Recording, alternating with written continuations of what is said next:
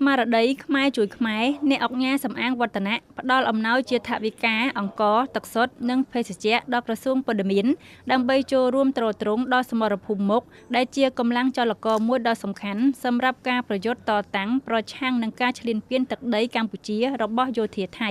នៅព្រឹកថ្ងៃទី20ខែធ្នូឆ្នាំ2025អ្នកអង្គការសំអាងវឌ្ឍនៈអគ្គនាយកក្រុមហ៊ុនវឌ្ឍនៈប្រូវ៉ារី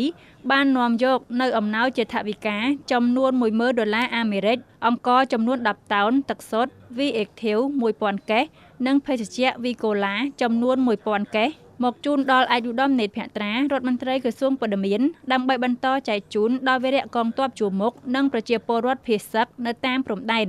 អ្នកអង្គការសំអាងវឌ្ឍនៈបានមានប្រសាសន៍ថា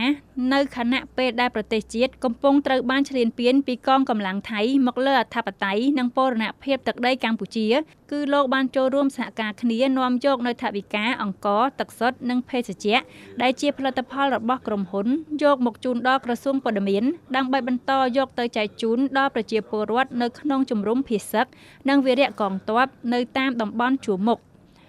អ្នកអង្គការសំអាងវឌ្ឍនៈបានបញ្ជាក់ពីចំហក្នុងការបន្តចូលរួមគាំទ្រនិងឧបត្ថម្ភដល់សកម្មភាពការងារមនុស្សធម៌របស់ក្រសួងព័ត៌មានជាពិសេសក្នុងខណៈពេលមានសង្គ្រាមឈ្លានពានរបស់យោធាថៃមកលើទឹកដីកម្ពុជាគឺអ្វីដែលសំខាន់ដែលក្រុមហ៊ុនជួយបានគឺមានតែការផ្ដល់អំណោយជួយទៅដល់កងទ័ពជួរមុខនិងប្រជាពលរដ្ឋកុមារកំពុងស្នាក់នៅក្នុងជំរំភៀសសឹកយ៉ាងច្រើន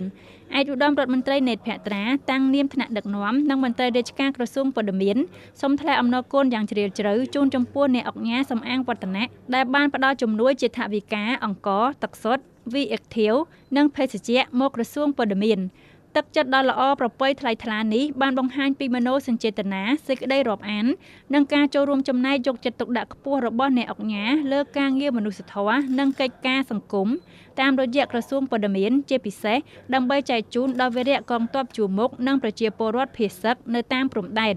ឆ្លៀតក្នុងឱកាសនេះឯកឧត្តមនេតភក្ត្រាសូមជូនពរក្រុមហ៊ុនវឌ្ឍនៈប្រូវ៉ារីឲ្យមានការរីកចម្រើននិងទទួលបានជោគជ័យបន្ថែមទៀតដើម្បីបន្តការចូលរួមចំណែកជាមួយរាជរដ្ឋាភិបាលក្នុងការអភិវឌ្ឍប្រទេសកម្ពុជាឈានឆ្ពោះទៅមុខនិងប្រកបដោយសុខសន្តិភាព